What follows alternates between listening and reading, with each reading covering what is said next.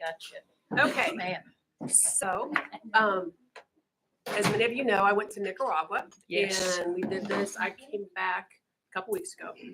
So I went to Nicaragua and I came home with kind of a nasally kind of thing. Yeah. So I missed the first church the next day. So Mike comes home from church and he tells me, well, Cher, guess what you're going to do? I'm like, and what would that be? Well, they went to do a testimony. I'm like, wow, did you get me into this? That's what you get for missing church, I guess. But anyway, but I want to tell you guys, so I am nasally and stuff. I'm COVID negative. So just so everyone knows, and because that really bothered, I wanted to be sure. So I thought, I don't want to go out, but I'm COVID negative, but I do have some nasal thing that's still going on. Sure. So anyway, so then I started thinking, well, a testimony. And so Mike and I are pretty new. And I'm not convinced it's my turn.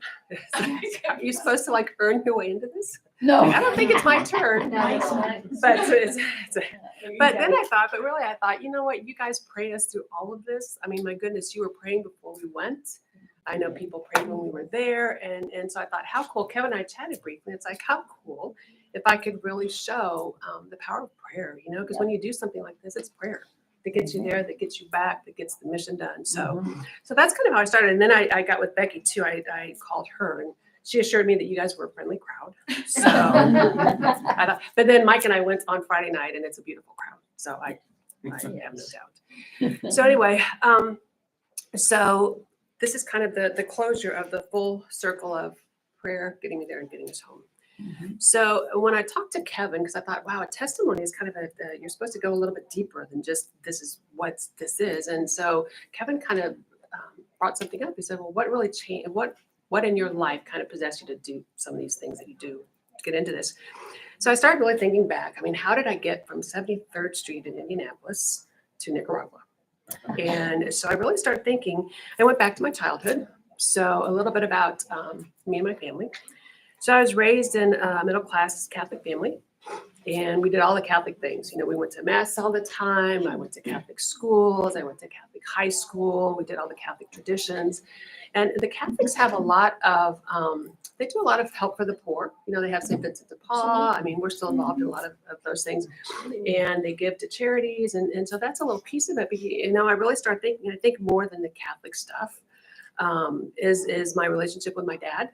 And I remember my dad was just this beautiful, compassionate person. And I remember growing up, I mean, oh my goodness, we were not allowed to say anything about anybody. You know, anyone less fortunate, you know, we couldn't make fun of people. Well, I mean, Dad would always get so disappointed. And, you know, you shouldn't say that about people. And I mean, be it physically challenged or be it mentally challenged or be it financially challenged. And my dad was just such a gracious, wonderful person. And I remember that he would give to charities. You know, he'd be writing his little checks out every month. And you know, we were middle class, but certainly not wealthy by any stretch. You know, but I just remember my dad and he and I were best friends. And I was amazingly close to Dad. You know, we'd pray together, we'd hang out together. He was just one of my best friends. And so I think I really got a piece of this compassion I have for the marginalized. I think I really got a big piece of that from my dad. You know, I'm so blessed that I inherited that part of him. So there's that. So there's 4 children. I was the second of 4. And I was the nerd of the family. The other kids, you know, while they were out being teenagers and growing up, I was studying and working hard and getting good grades. And I remember I even started working like at the age of 14, you know, because I was really tall, so I could lie and tell people I'm 15 or 16 and walk in. And I remember going to the state fair and working. And so I was always the studious one. You know, I was working and I was studying and making grades and all of that. And that was what made me a little bit different than my siblings. But what was interesting is that I was also like the risk taker of the 4 of us. And if there was something really stupid, like people wouldn't do, you know, oh, Cheryl will do that, you know, just she will. And I remember looking back and doing something like we would go dam sliding at Geist. I don't know if anyone's ever done that. Why would you? You have. Oh, why would you? Yeah. It's like you walk to the top of this dam and you look down. It's like, and you sit down and you slide. You know, I don't know why I would ever do that, but I did. I went dam sliding. I remember there was a pool we used to go to, Northeast Wade Park was the name of it. And they had this big 32-foot diving board. And I remember, you know, walking up to, I'll do that. Or walking up to the top and you look down and the pool's like this big, you know, and of course you made it to the top and you can't be stupid and go back down and how embarrassing. So you just pray on the way down and jump and do all that. And oh my goodness. And I I remember doing things like my aunt and uncle lived by a cemetery, and we would sneak out in the middle of the night when it was pitch black. Let's do scary things and go to the cemetery. And so it just did this crazy things that I always, when my kids were growing up, it's like, oh, don't do that because I know I would do that. Don't you dare do those things that I would do.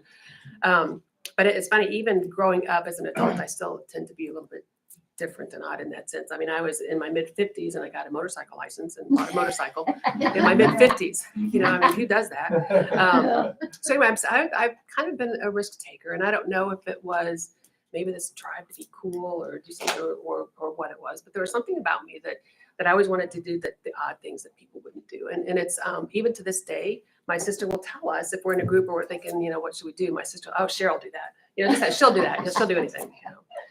So, and I will. Most things. So I thought, what, if you think about that, so you think about this compassion for the marginalized, and then you think about this drive or this, I want to be cool, I want to be a risk taker kind of thing. And what a beautiful fit to do medical missionary work. Yes. It was perfect. And so that kind of got me into the missionary stuff. So Nicaragua was not my first trip. My first trip was way back in the late 80s or early 90s. And I belonged to, it was a trip to Haiti, and I belonged to a Catholic church called Our Lady of Grace up in Noblesville. And so the parish, throughout this thing, we wanted to do what's called twinning, where you kind of meet another parish from overseas and you can twin with them and support them medically and financially. And so through the whole parish, right? I mean, how many hundreds of people belong to the parish? There's like maybe 2 or 3 of us that said, oh, here, I'll go to Haiti. Why would you not want to go to the poorest country in the third world, right? I mean, who would want to do that? So I was like, oh, sure, I'll go to Haiti. And so it actually was interesting. Out of the whole parish, there's like 2 or 3 of us that ended up going. And so I went to Haiti, and I brought pictures, and this is how old it is that I've been in Haiti. Because, this is like, so these are just the pictures I thought I could, so that way you guys don't have to watch me. You can look at this and not me. Maybe, I don't know. But this is, it's, you really need a visual. You can't really appreciate the poverty and impoverishment unless you really see it. And I have a few pictures in Nicaragua, but this is just really powerful. The Haiti pictures, because very similar kind of things. I don't know if you saw this, right? Yes. So there was, so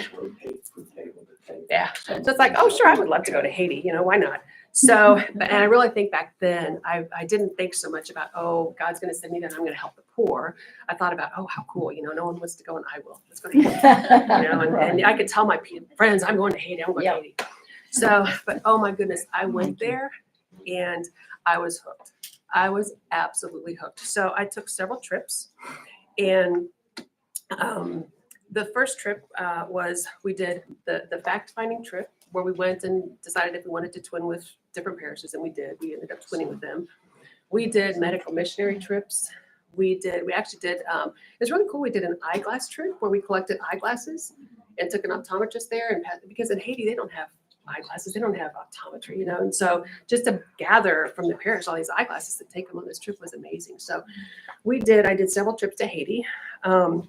And we actually ended up bringing back, we helped the Haitians we brought back 2 children that needed medical care.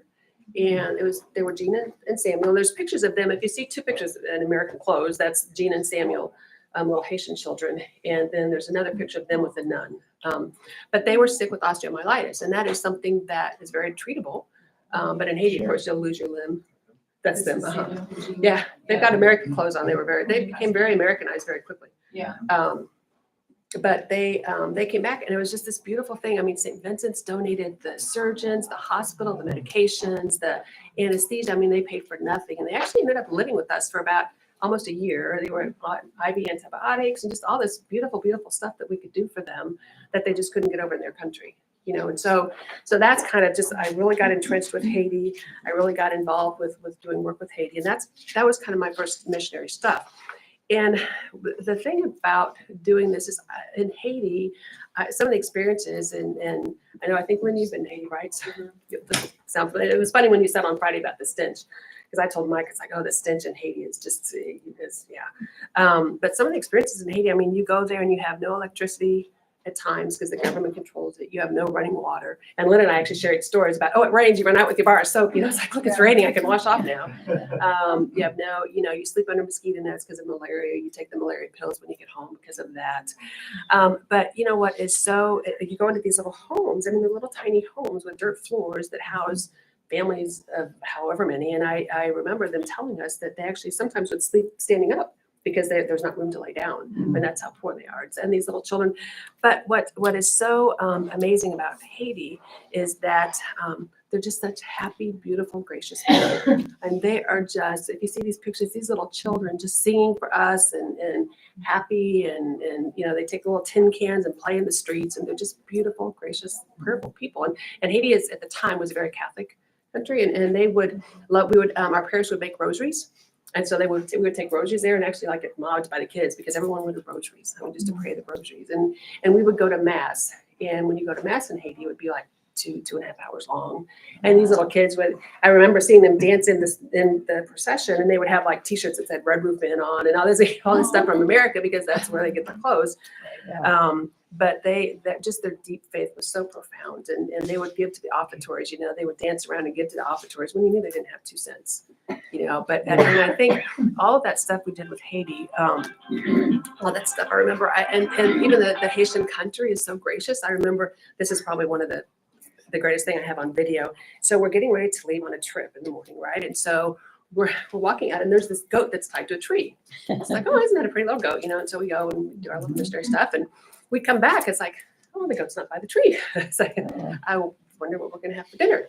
And it was absolutely the goat. And when you look at that, this is something that would probably feed them or they could sell, they could do it, but they slaughter their goat and they feed it to us just out of their graciousness and just out of their faith. And again, just such an impoverished place that was just so welcoming to us and so giving, So I think that, once I started doing the work in Haiti, you kind of learn that you just get back so more than you give. When I do this stuff, it's almost out of selfish reasons because it's like I get more than I give for sure. And that's kind of it. So that was kind of Haiti, and that was how I got started in this. And then that thing called life happens.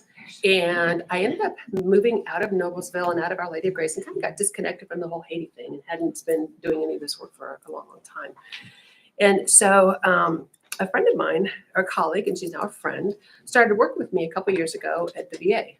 And she was telling me about her work in Nicaragua. And I was like, you know what? I've always wanted to step back into that because I love doing it. And so she was telling me how, well, let's get together and let's see if we can get you to Nicaragua. So they had a trip planned in last February, and they wanted me to go. We tried to really finagle so I could somehow get on that trip with her. And they had told her that since I had never been, that they didn't want any new people because it was their first trip actually back before COVID. So they didn't want a new person to go. So I didn't go. So she came back, and, Allison and I, we prayed about it. And I was like, Allison, and I prayed about it. And I said, if God wants me to go, I'll go. And so we'll just wait and see what happens. Well, interesting. So she goes on that trip. Then she meets this physician, and this physician tells her about a medical mission trip that they're going to do in October. And Allison's like, well, I would love to join your team. And in fact, I know another nurse practitioner. There was 2 of us from the VA that went, 3 total that went. And if you let us join you, he's like, well, we'd love to have you. So it's like, are God's fingerprints not all over that? So you go, no, I can't go in February. Allison, if God wants me to go, I'll go. And then she comes home and says, God must want you because, this doctor says he's doing a trip in October.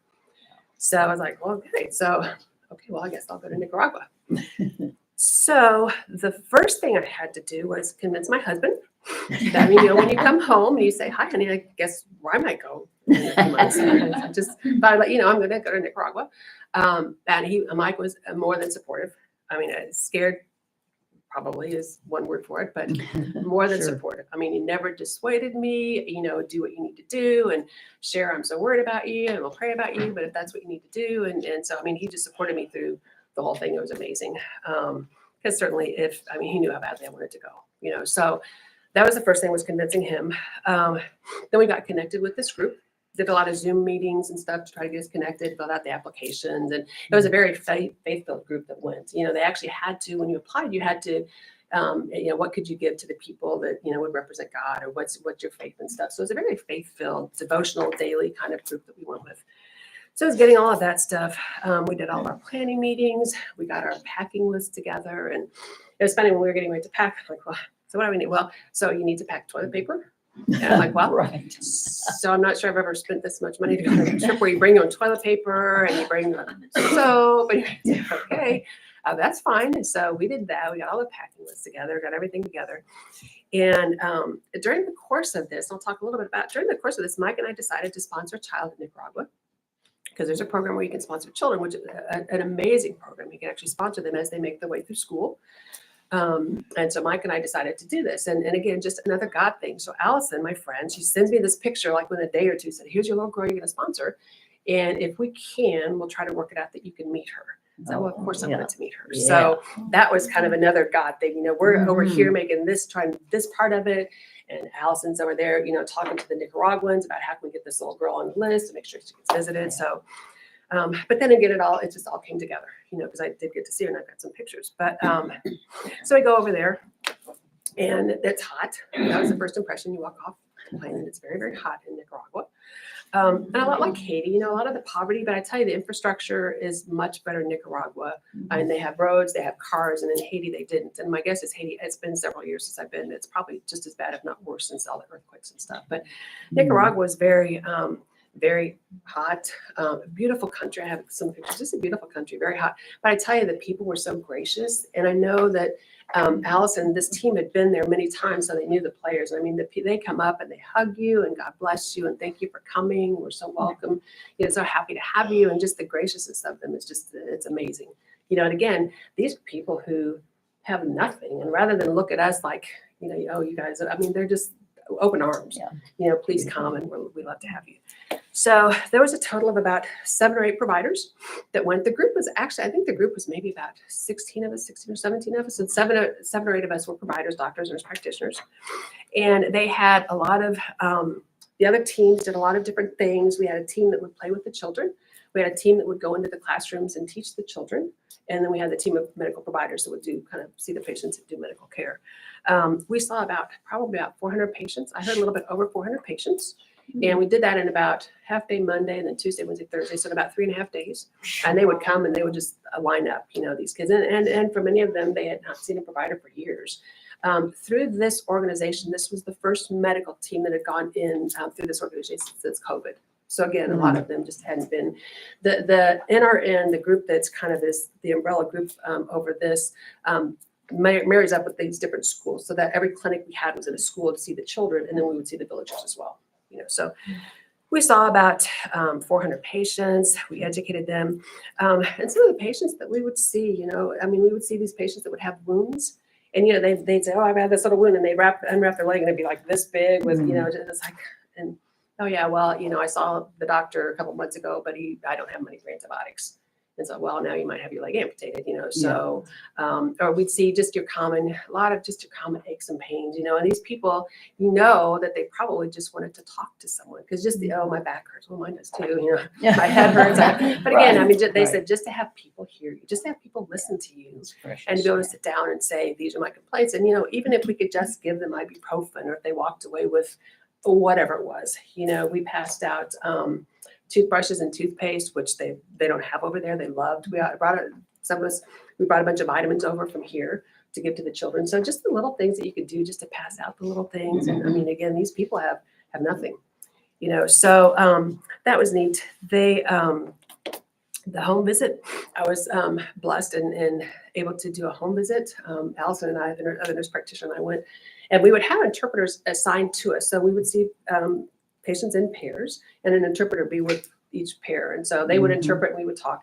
So we did this home visit and we walk into the home. Again, a home is kind of like a stone room. And they actually had, this one must have been a little bit nicer because they had a couple different rooms, dirt floor. So Alice and I start to go in, it's you know, 589 degrees and you're sitting here and it's so hot and there's no air conditioning over there. And so there's this dog standing over there. We look at the dog and we look at there was a special needs child. She was actually an adult, but it was a special needs person they wanted to see. So we're looking at this dog and we're looking at this, you know, can you move the dog? Oh, he's really nice. We just got him. He won't bite you. Oh, how do you know he won't bite us? You just got him. And could you please move the dog? And so they did. They took the dog away.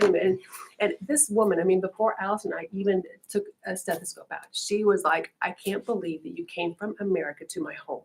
And it's like, oh my goodness. And she said, I pray for you guys and God bless you. And the fact that you would come all the way from America into my home, I just can't believe that. And again, just Beautiful. the graciousness of them is amazing. And so we did that.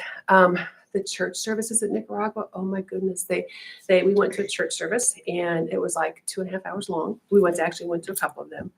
And I tell you, the faith of those people is just palpable. I mean, you just walk in there, they sing, they pray. When the Nicaraguans pray, they get together like at the end of the sermon. And we were so blessed to have an interpreter that was willing to go up and he would interpret what the pastor was saying.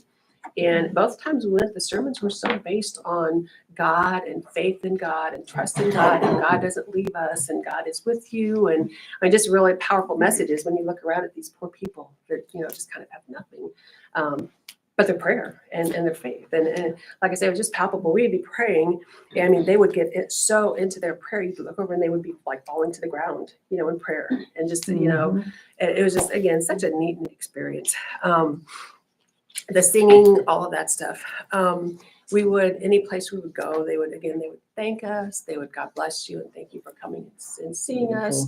The church, they actually had us stand up. And the pastor was so neat. He said, these people left their families to come here to help us. And, we're so grateful and so thankful for you guys for doing that. And of course, then, just like I say, all the graciousness that they gave us was amazing.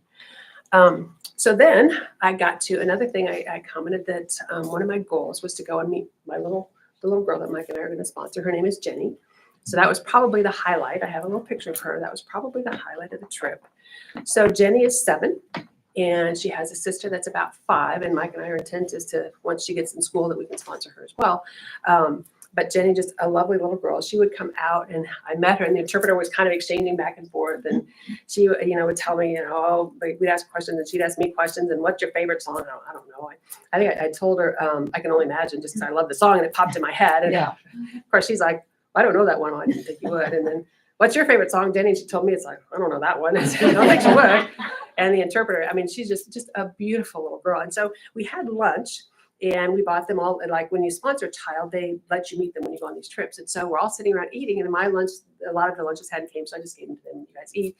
And God love them. This little girl, this little 5-year-old starts handing me her French fries, and Jenny takes her little bag of French fries and hands them to me. And it's like, thank you for sharing your lunches with me. And then again, she would just randomly stand up and come over and give me a hug.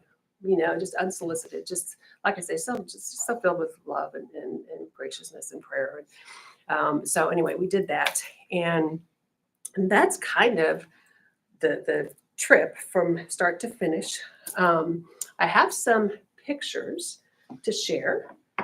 And does anyone have any questions or comments or anything? I know I talk really fast. When I did this at home, I could drag it out and it took a little bit longer. But when I have to stand up in front of everyone, I think I talk really fast. Yeah, Sherry, you mentioned the 2 kids, I think from Haiti. Yeah, that lived with you. Mm-hmm. What lived with you? Came back to the lived with States. us Can to you get their talk a medical little bit care. about that? Oh, it was amazing. My kids were really young, and they these 2 children had osteomyelitis, and so they had asked us. We made a couple trips. Bone infection. I'm sorry, it's a bone infection. Thank you. And because of the filth over there, and you've probably seen the pictures, the filth is just amazing in Haiti. And so they had osteomyelitis. And it's interesting, in Haiti, when they came over, they didn't even know their ages. We had to get, the pediatrician had to guess, because in Haiti, they don't have birth dates. They just don't know. Gotcha. And so the little girl stayed with us and the boy stayed with another family, but they had osteomyelitis. And so they had to have surgery. And of course, then they had to have IV antibiotics. So they had the PICC line and IV antibiotics. And so they stayed with us. It was about a year.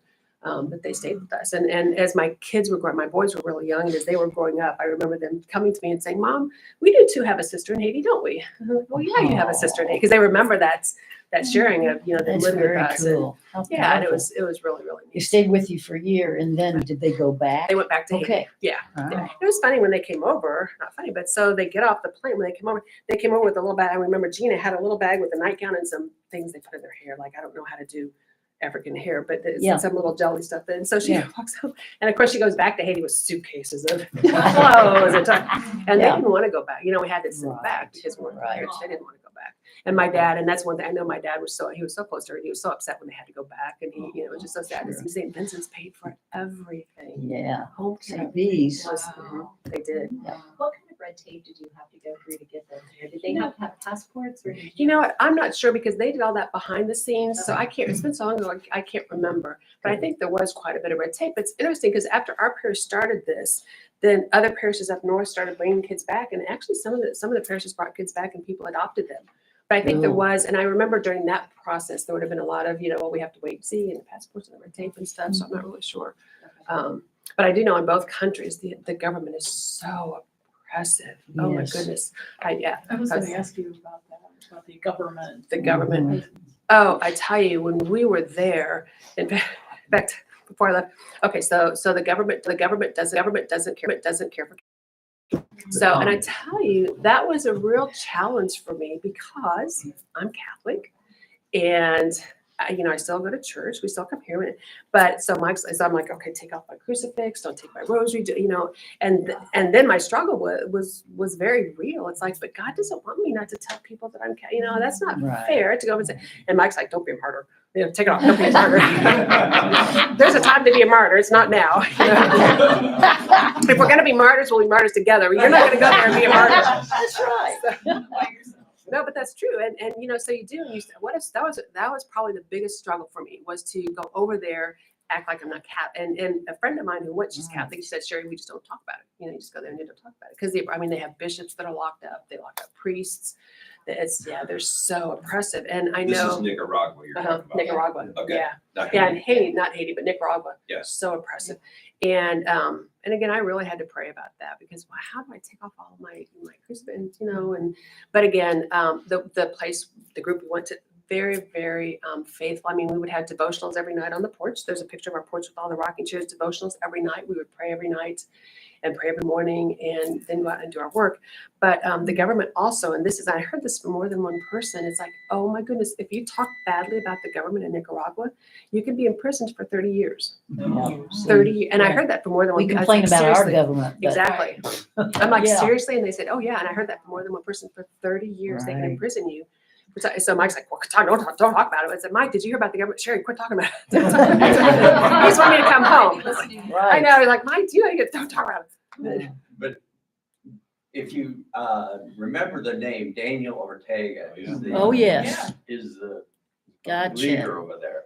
Yes. And you told me that one of the interpreters said that his wife It's worse. is even worse than Oh, he my. is. That she's standing, waiting to be next in line, and she's even And she worse. will Oh, become my. a leader if he Yeah. dies. Yeah. So what is your profession? You might have mentioned this. What is your profession? Oh, I'm sorry. I'm a nurse practitioner. Okay. Yeah. And what's your specialty? Adult. Okay.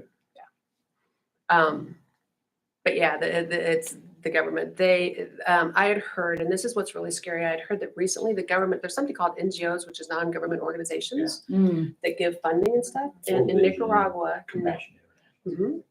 And now what they've done in Nicaragua, what they told us was that 1,500 NGOs have been ousted from Nicaragua. The money's coming in, so they can't help the people because the government now is monitoring all of that. And so the fear is, will this NRN, Nicaraguan Resource Network, will they end up on the hit list that they can't? Because we bring a lot of money in the sponsorship and stuff to put kids through schools and colleges and stuff. And so Yeah. the big fear is, how will that impact us? The Yeah. NRN people, I'm not sure. They said that even if you wave a flag, a Nicaraguan flag, that they might think you're starting to protest and they can arrest you. It's amazing. And we heard doctors over there, I think they said doctors make like $300 a month. And when we drove around, we saw the gas signs are still like $4, $5 for gas. The average wage over there is like $6 or $7 a day is what they make. Mhm. And they would tell us things like eyeglasses cost $16, but you have to pay half down, which a lot of the Nicaraguans don't have. So I saw down the way in one of the classrooms, there was someone doing eye exams and stuff with eyeglasses that they were doing. But it's so oppressive. It's just amazing, But really, it's funny because when you do this, I have this thing in our kitchen I love. I don't know where I read it, but God always asks, do you trust me? Do you trust me? So I mean, what a powerful thing so whenever you get into these things, it's like, do you trust me? Yeah. And you look at this stuff, it's like, wow, to go there and what, it's like, do you trust me? Well, of course I trust you. You'll get us there and you'll get us back. And of course I trust you. Yes. And you do. And the fear, you think of doing this and you think of like, Mike's like, it's Ortega, he's horrible. The government's like, God will take care of it. Prayer, your guys' prayer. I mean, prayer takes care of it. And we trust God and prayer works and he will take care of us. And he did. You know, it was a Yes. successful trip and he did, you know. That's How awesome. do you think this has all changed you, Sherry? I mean, you sound like you're in a compassionate, Mhm. you've chosen a path Mhm. for yourself that's a very compassionate, Mhm. helping people all the time. That's your profession. Mhm. Okay, that's to be in your life. So you're going over there and you're helping people. Mhm. What's the difference between helping people here and helping people there? How's this changed you? You know, it's really changed me. Because it's such a humbling experience because you know what, I think we take so much for granted. And we Yes. do, and I do, you know, I take so Yes. much for granted. And I think that I don't count my blessings like I should. You know, and when you do something Right. like this, when you go and you see these people who have absolutely nothing and kids have tin cans to play with and that's it. And I think that what it does is it humbles you. You come back and you say, oh my goodness, I'm so blessed. Yes. You know, when you're so blessed, how do you give back? And I really mean it when I say you just give back more. So it's almost selfish reasons I do this because I give back more than I give. And so maybe it's that selfish piece of me.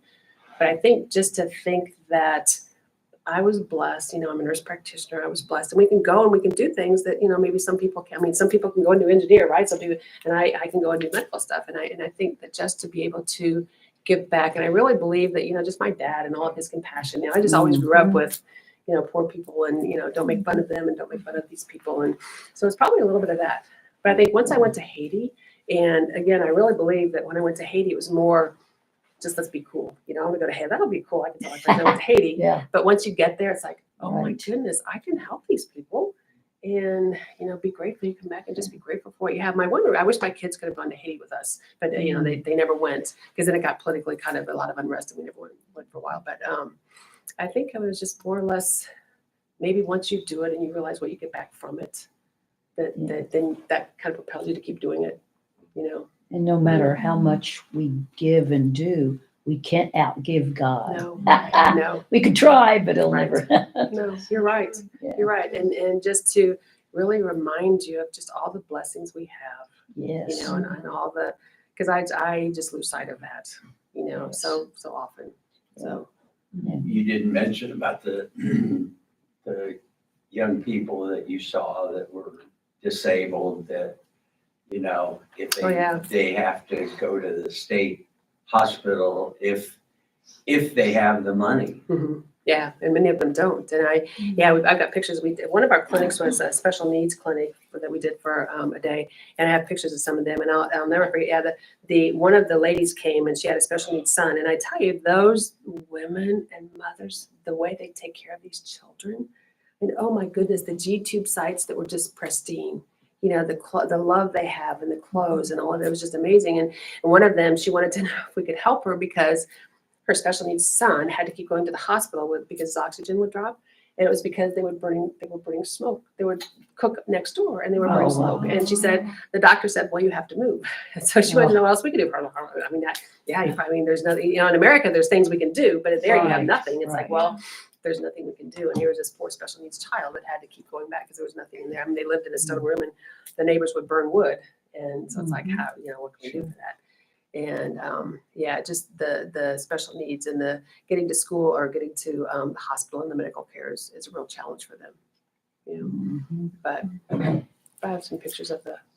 What were some of the things you treated people for? It was basically just we had a few wounds. We had like high blood pressure stuff. A lot of it was just colds and sinus things, aches and pains. You know, and it was actually pretty interesting because I was surprised when we went there. I thought we'd get all these fancy pants. Oh, you know, how do you diagnose this and how it's like. But basically, you know, my stuff, parasites, a lot of parasites.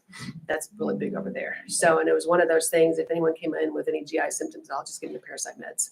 You know, parasite meds. And so it's interesting because I didn't think that they were sick as I thought they would be. You know, they were kind of just common aches and pains. There was one lady, and I've got a picture of her, came in with this huge leg, and I'm sure she had a blood clot. And so we set her up to send her off for Dopplers because she kind of hobbled in, and they told us she was the woman down the street. She lived alone, And the people considered her to be the woman down the street, and everyone would help her get to and from. And I have a picture of her. And then she came back a couple of days later at church. So we gave her some ibuprofen for pain, and set her up for some Dopplers. And she came back to church just smiling, and felt better. And I mean, she was setting up to see her Doppler. And again, that was probably one of the ones that was like, well, that needs a little bit more than what we can do right here. And I know some of the children, I think I didn't see a lot of the children because I'm not peds. But some of the children, maybe need a little bit more. But it was just really common stuff. That's here's your ibuprofen and here's your allergy medicine, and maybe a couple blood pressures. We started people on antibiotics for colds and Did things you like get that. the medicines down with you? Did they already have them? They had them there. Yeah. The pharmacies. I got a picture. The pharmacy is very humble. I mean, these pharmacists. Here's your choice of you have ibuprofen, this and this, and choice of maybe 3 or 4 antibiotics. So it's a very very limited pharmacy. But I tell you, these Nicaraguans. I mean, they know how to do it. They get it all set up, and we see the people, and we went really well. Okay, you want to see some pictures? Yes. Okay. So I'll just scroll through. I don't know how to make that bigger. Remind people's way. I can stand back here maybe. So this is the door to where we stayed. Again, the place we stayed, it's called the compound, and it had guards out in front, like a guard. It's interesting when you went there, and I saw this in Haiti as well. They take bottles, and they break bottles, and they take bottles and tape them or glue them onto the top of your roofs and the top of your fences and stuff, so people can't break in. So, and that's when you're walking through the cities, you see all these broken bottles around. That's your alarm. This That's your was- alarm system, I guess. Poor man's razor wire. That's my husband. Yeah. actually. Right. Right. But so this was the compound we stayed at, and it was a nice little place. I mean, they had the kitchen there that we went to, and everything. Just a beautiful little place. And that was the door to the place that we stayed at. So how do I do this? Yeah. Up. Okay. And so that is the porch. And we actually there's a T-shirt that the group puts out. It's called, I think, Love, Pray, and Go or something. But those are the rocking, and there's a rocking chair on those T-shirts. But that's where we'd have our devotionals in the morning and in the evening, and kind of regroup and how did your day go, and who saw what today. There's that. This was our room, just a little modest little room. Notice the fan because there was no air conditioning, and it was very hot over there. But kind of really didn't even notice it, So that was our little room. So then I thought I would share a few pictures of just as we walked through the village, some of this. So this is a typical house there, if you want to call it that. Mhm. It's like the stone and the metal, and people hanging their laundry out and stuff. Mhm. So that's kind of a typical house. This was a road by one of the clinics. They basically have dirt roads. And so it's funny. So, I keep saying, do you trust me? Do you trust me? So we go to this clinic, and I'm afraid of mountains. I mean, even this is a mountain to me. I mean, even mountain, I just don't do heights. And so we're driving, we're going through the mountains to get to this clinic, and this little tiny, tiny road. And so we're driving through, and the road is so small that tree limbs are actually coming in. People are ducking because the trees, we're so close to the trees. Yeah. So I did okay. So we get to the clinic, and it starts raining. What town were you in? You know what? I can't remember. We went to 4 different towns, and I can't remember the name of each one of them. So I'm not sure where this one was. But we get to the clinic. We're doing the clinic. And so I'm like, you know what? And it starts raining. And I'm like, oh, we have to drive in the mountains. It's going to be raining. And I'm petrified of mountains. It's going to rain. So my friend, she was like, oh, I hope the roads don't wash out. Oh, well, thanks. So now I'm looking over. It's pouring down rain. I'm thinking this old dirt road. I said, so the road's going to wash. Oh, yeah, the road's going to wash. Good. So then I had to go back to, do you trust me? It's like, okay, God got us here. God will get us down. Yes, we trust you. I'm like, Allison, did you have to tell me that the roads will wash out? So, and of course, there's goats in Nicaragua. Yeah. So this was one of our lunch hours. We actually, the goats stood by there. So we actually went and spent one of our lunch hours with the goats. You didn't eat those goats? No, I know. You played with them before Yeah, you they ate kind of- them? No. We were afraid to touch them. Those. And that's another thing I forgot to comment, the animals. So, in America, if we have little scraps, we'll give them to, this is so unbelievable. We'll give our scraps to our dogs, right? I mean, if you are Right. doing some, don't. So we were at the water park. I have a couple pictures of water. And so we had lunch, and one of the nurse practitioners was giving the food to the dogs. And they were like, oh, you don't do that. It's like, oh, why? Because the dogs are so skinny over there. It's like, why don't you do that? Yeah. Because the Nicaraguans, look at that. They need the food. And so if Yeah. you feed the animals, you give the food to them, not the animals. It's like, oh my Wow. goodness. Yeah. So that's how Don't, you feed the people, not the dogs, because the people don't have any food. So that was a real kind of eye opener for us, right? So that was a volcano, I think, that is going through the woods. I love this picture. This is kind of, Well, that was a nice picture. this was walking, and this was when we were walking through one of the villages by the school, and this was just a man on his ox, just riding through with his little Yeah. ox, and that's kind of a typical. It's like, oh my goodness, really portrays Yeah. a little bit of their lifestyle, right? This again is a picture of that. You can see that little girl Yeah. there and her chickens, but this is her home. This is what a typical home over there would look like. It was interesting though, they did have TV. And I don't know if I commented, the interpreters told us that the government now won't let CNN come in. They've actually taken CNN off so that they can't, they said about 2 weeks before we got there. So we've been there, I went home a couple weeks. So about a month ago, the government actually kicked off CNN so no one can watch CNN. And it's like, why? Just because of politics. So the government wants to control everything. And so they clicked it off so you can't see. So that's another picture of their home. Yeah. Kind of, you can see them out on their hammocks. Mhm. As I was going through, walking around, it's like, what would our kids be doing, or what would I be doing if this is my life? I mean, what do you do? Right. Spend your life on a hammock. Just another little house there. Well, and wouldn't they have, especially the guys, wouldn't they have livelihoods of some kind, or some of them? They do. I think coffee growing is one of them. Coffee beans, I think, is a big Yeah, one. you brought coffee. I brought beans. coffee. Yeah, I ground it this morning. I brought coffee. Coffee beans is one of them. Yeah, so the coffee is a big thing over there. So of course, you have to weigh your luggage, right, when you go and when you come back. So I'm trying to take everything out and putting it in my backpack because I brought back 7 pounds of coffee. So I'm trying to take this out, put it in my backpack was like this because I had to unload my luggage so I could bring back coffee. But one of the nurse practitioners I went with, she brought back 17 pounds. Bethany was probably so coffee's good. But here's another picture of their home. But I think a lot of what they do over there is like coffee growing. A lot of what they do too is interesting. If you stop at a stoplight or stop sign, they'll come up and wash your windows and then you can pay them. Yes. So I think that's how a lot of them make their money as well. This actually was an active volcano as we were driving around. Maybe that's what the Wow. diesel stuff is. But it was really pretty. Yeah, that was an active volcano. And of course Oh, look at that. there's monkeys in in Nicaragua. And of course there are really neat Oh, looking birds wow. in Yeah. Nicaragua. Beautiful. And there's flowers in Mhm. Nicaragua. So it's very pretty. And you know what? And then there are just beautiful, beautiful people in Nicaragua. Mhm. And they love getting their picture taken. It's in Haiti, the women didn't. Like in Haiti, Oh. they would run from you and they wouldn't, even if you Interesting. asked them, they wouldn't allow you to take their picture. Yeah. But in here, you say, can I take your picture? Like, oh yeah, and they take their mask off and they Oh. had to wear masks. But that was Yeah. I think in Haiti, it's part of their superstition with voodoo. Mhm. Is it? Oh, Yeah, that because makes they would sense. actually turn and like, Yeah, you're no. stealing Yeah. our souls. Gotcha. So then that was kind of the countryside, and here's a couple of some little clinics thing. That was one of the schools we went to. That was kind of the outside of the clinic as we were setting up. I'll scroll through these. I know we're running out of time. This was basically what our clinic, we called it a clinic, but it was just a school room where we would set our chairs and then the interpreters would bring people up Mhm. and sit with us. And there's like the interpreter and Beth and Allison, and they would tell us what their complaints were. Are you learning Spanish? No, I know DS is God. I know that. I can count to 10, and after that, you lose me.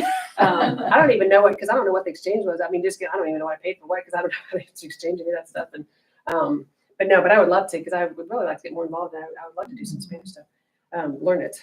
In fact, my friend gave me an app. Here, Sherry, learn Spanish. Here's an app. This was the outside of the clinic as they were playing with the kids. And again, when I said that, there was a team that would play with the kids. And again, this is the interpreter. This is just us kind of waiting for the people to come. This is us here hard at work with I actually remember that guy. I think he had more of a mental health issue than anything. But there's kind of how the clinic would flow. They would come in, they would sit down and see us. Yeah, I was gonna ask about the, Sherry, how long ago was that clinic built? Oh, I have no idea. It's a I thought- school. I thought Allison told you that was like 20 years ago. Oh, I don't They know. got it started. Oh, the whole missionary stuff through Nicaragua, through NRN was about 30 years ago. Yeah. And this is, how can 4 people make a difference, right? So 4 people, like about 20 or 30 years ago, 4 people wanted to go and help Nicaragua. And if you ever think the power of prayer and the power, because they're very faithful people, 4 people. And so now it's huge. They partnered with all these schools. They've hired doctors and nurses to go out and do this work. It's like a $1.8 million budget a year now, just from 4 people 30 years ago that jump-started this whole thing. It's amazing. Yeah, so that's kind of play. That was one of the doctors. That's like the little pharmacy. He's looking at the pharmacy probably to see what we had. Sherry, say if you saw somebody came in and they had some kind of a chronic condition, you gave them essentially a prescription. Did they walk away with any kind of a written record that they could hold on to and present to the next time somebody comes in? And Yeah, they did. kind of a history? They did a really good job of keeping, we would write our notes and then they have people that would interpret for it. But yeah, we would write down like what we did and what we thought and then what the medicine was that they walk away with. So they had a record. Mhm. Okay. And this doctor's amazing, how she coordinates all of this stuff. I mean, a lot of them would even come to us with having had labs drawn. There's my husband again. That was in Kentucky. That was in Cumberland Falls. Yeah. I can't help it. It locks out. That was Cumberland Falls. But yeah, they would, but this doctor, I mean, and we would do something. We'd say, okay, we would put our thing to see Dr. Carla in 3 weeks, or Dr. Carla in a month. So the follow-up is amazing. And this doctor is hired by NRN to kind of do all of that. So that was one of the physicians with us seeing one of the little girls there. This is, okay, so I have to confess, this is our lunch. And then you wonder why we all gained a little bit of weight over there. So I see potato chips and cookies. Yeah, So, right. yeah, because when in the field, yeah, we would eat there. We would bring our own lunches and eat there. So that With was, a side order of goat. I know, yeah, exactly, exactly. But it's like, look at all that bad stuff we were eating. It was good. And again, this is just an empty room as we were getting set up. This was, I think, one of our last days as we were getting set up for the clinic. This is the people outside waiting to see us in one of the schools. And that, I know I saw her, that little lady. I mean, you would look out and they were just all lined up. Before, as the bus would pull up, they'd say, all the people already here lined up to see you. So that was them lining up. Were you able to see all of them that Uh-huh. wanted up? Yeah, we really were. And it was that they just kept coming. It's like, are we almost done? And then coming, because it was hot. I mean, it got really hot over there. And I mean, The fans running? No. So I think the only vacation I've taken where the showers were cold and the water was hot. Because we didn't have ice. So you bring your own toilet paper, the showers are cold and the water is hot. This was our pharmacy. Yeah, there you go. This was the pharmacy. That's just kind of the modest pharmacy that they had. You know, just they would set it up on a little table and have the pharmacy. This was, I told you about them having a group that would play with the kids. It was so amazing. These kids just smiling and happy and playing, and these adults that would get out there and just be 5 years old. And they loved it. They probably had the best job of all. They loved it. She was so cool. That's one of our people out there playing with the kids. They did that big parachute thing. It was amazing, you guys. We took one of the people who went with us was deaf. This lady's deaf, and she does lip reading. But how neat, she was able then to talk. There's a lot of Nicaraguans that are deaf. So she could talk to the deaf children. And they said that was just such a powerful experience for the Nicaraguans to see her being able to communicate with them because they were deaf as well. But I love that picture. She was such a neat lady. I met so many neat people there. The kids are so happy. I mean, we gave them coloring books and crayons, and just happy kids that smile and play and happy. And so this is great. I hope it plays. Is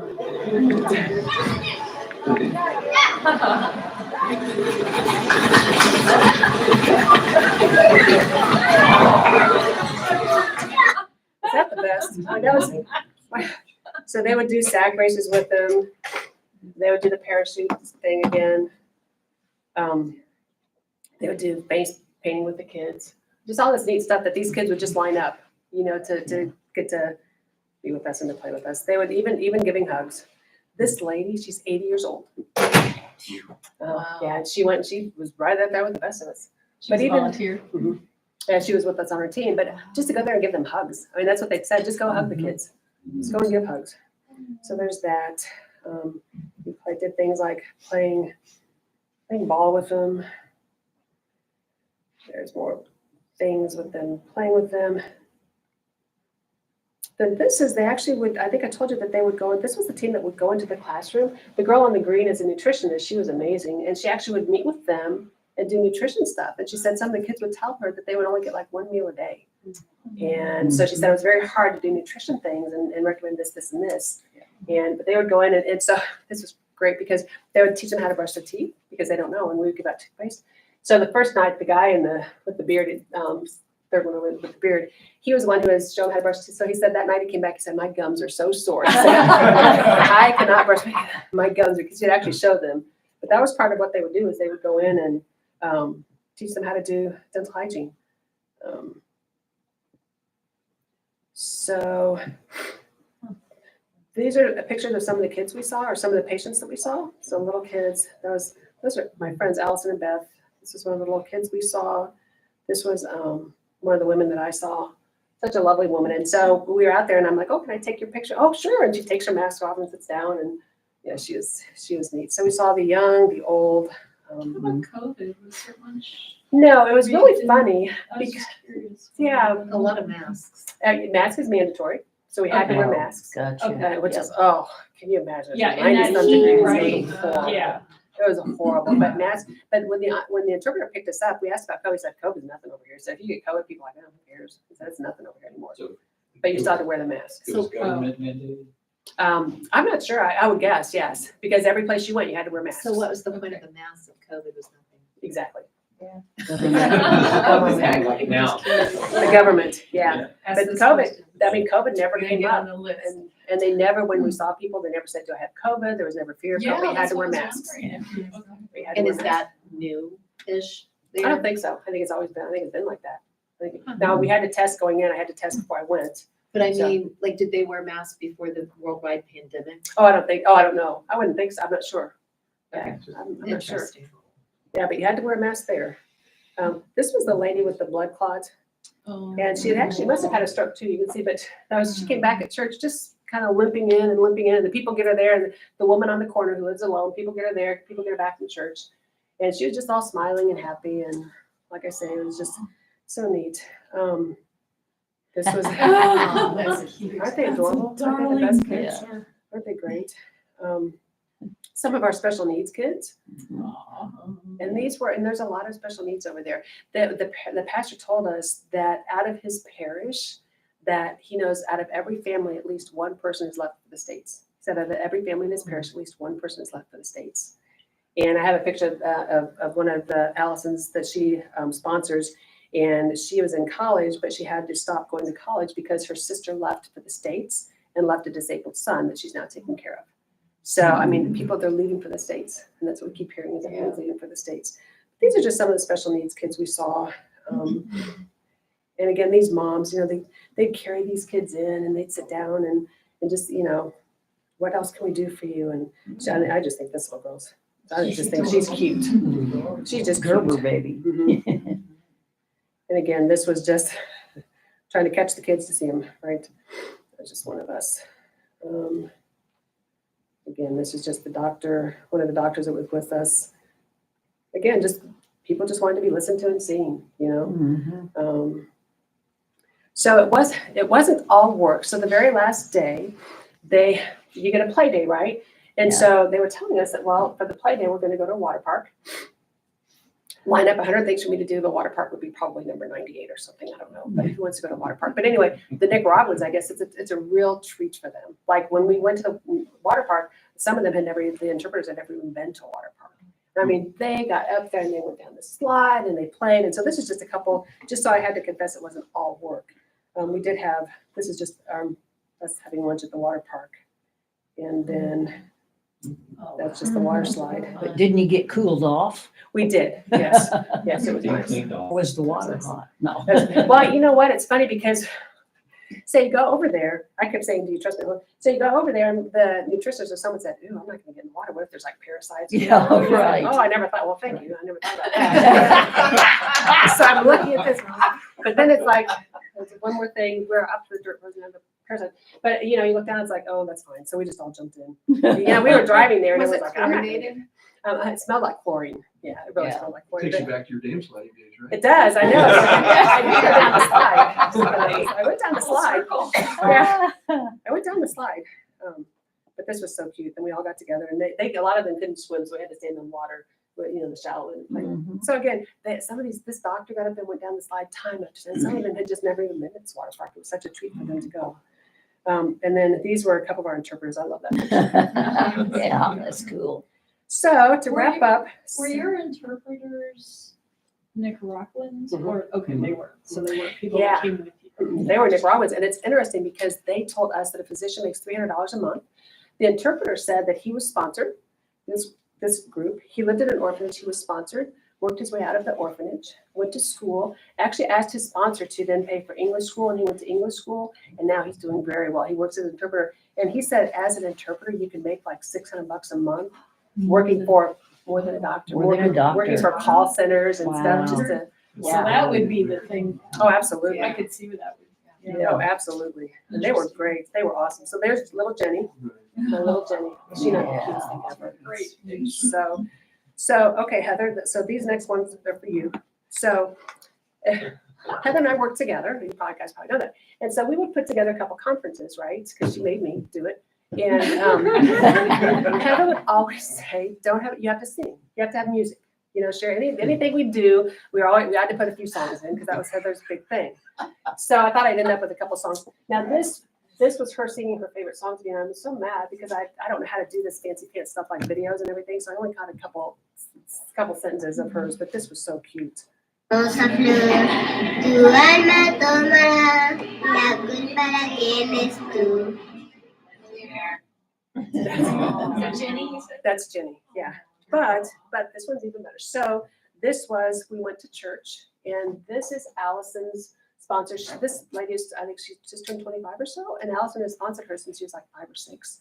This is the one that she's in school to be a psychologist, had to stop school. It's on hold because she can take care of her disabled nephew, but she now sings at church. So I thought, this is her singing. All I know, I don't know what she's saying, but I know Dios is God. So this is.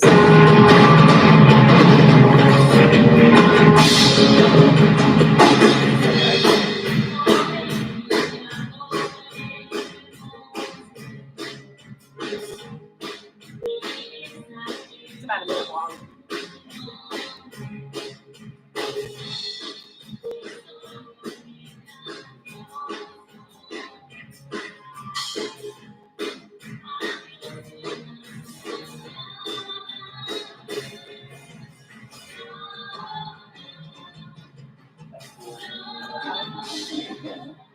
She was so awesome. She's just such a neat lady.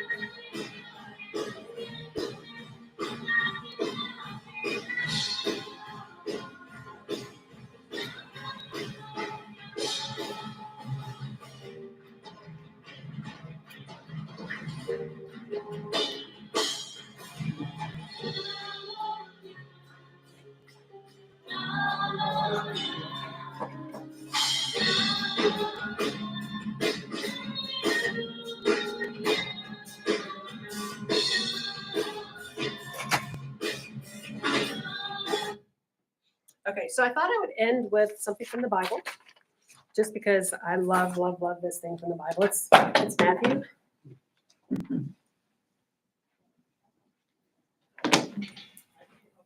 So this is Matthew 25, 34 through 40. And so then the king will say to those at his right hand, "Come, you that are blessed, my Father, inherit the kingdom prepared for you from the foundation of the world. For I was hungry and you gave me food. I was thirsty and you gave me something to drink. I was a stranger and you welcomed me. I was naked and you gave me clothing. I was sick and you took care of me. I was in prison and you visited me." Then the righteous will answer him, "Lord, when was it that we saw you hungry and gave you food, or thirsty and gave you something to drink? And when was it that we saw you a stranger and welcomed you, or naked and gave you clothing? And when was it that we saw you sick or in prison and visited you?" And the king will answer them, "Truly, I tell you, just as you did it to one of the least of these who are members of my family, you did it to me." And I love that. I mean, if I could just live by that, I love, love, love You that. are living. You are living it. And I love You that. are living it. So that's it. That's all I got. Heather has a comment. So I would just like to thank you for sharing. Very well. Yes. And what keeps going through my mind is to, who much given, much is required. Yeah. And, Yeah. you know, you have been given a lot, and a lot of us have been, you know, and it's convicting for me. It's like, we've been given a lot, Yes. a lot. We are blessed. We have so much. And, you know, you thank you for sharing, because it makes me, makes me think about, well, what can I get? What more can I give? I can give more. Yes. And I know also, you know, you've worked in the prisons and addictions and all these different areas where you've really given so much in your life. And I just thank you for sharing. It's really very touching. Thank you. You've inspired us. Thank you. My son told me something, and this is my son. You know, it's so cool that when we get to be an age where we can learn from our children. I mean, isn't that the coolest thing ever? That means you So- brought him up right. Well, something. I hope so. But you know what he told me? He said, "Mom, the Holy Spirit takes you to where you're uncomfortable." I'm like, oh my goodness, Jordan, how did you? He said, "Mom," because I don't know if I was telling him, "Oh, they want me to do this test." Well, look what Mike got me into. I don't know what it was, but there was something that he said, "Mom, the Holy Spirit takes you to where you're uncomfortable." It's the only way we'll grow Mhm. That's where we is have to get out of our depend comfort on God. zone. Yeah. Yep. Yeah. Great. Wow. Thank you That's it, so guys. Well, and much. thank you for your prayers. My goodness, they were felt. You guys got us there. You got us home. So thank you. And the Pleasure. day she got back, after about a 12-hour trip home, with layovers everywhere, she said, I want to go back right I now. know. So we're planning our next trip. Oh, my gosh. Of course, we're planning our next trip. Thank you. Thank you very much. Let me have a quick word of prayer and we'll turn you loose. Dear Lord, thank you for Sherry's testimony today. Thank you for this opportunity that she said yes to. Help our lives be blessed and be a blessing to others through her inspiration. We ask this in your name. Amen. Amen. All right. Thank you, guys. Thank you. You're welcome. You're welcome.